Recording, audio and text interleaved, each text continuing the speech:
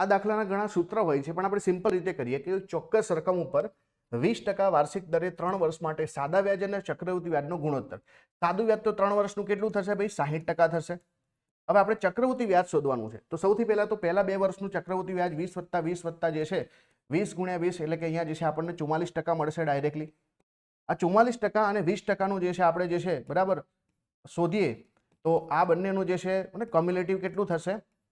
તો જુઓ, આ થઈ ગયા 0 0 નીકળી ગયા. અહીંયા આપણે જે છે ને 2 ભાગ ચલાવીએ તો આ 44 નું જે 88 થશે એટલે 8.8 થશે.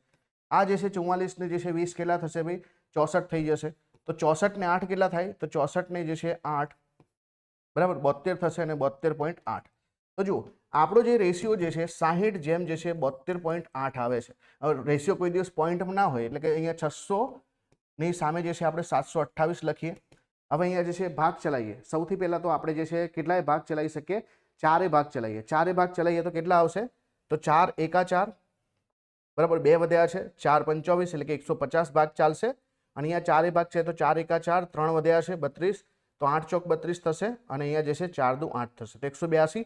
હજુ પણ જે છે 2 ભાગ ચાલશે તો અહીંયા 75 આવી જશે અને અહીંયા જે છે 2 ભાગ ચાલશે 9 દુ 18 અને 2 એકા 2 તો 75 જેમ 91 જે છે આપણો જવાબ છે.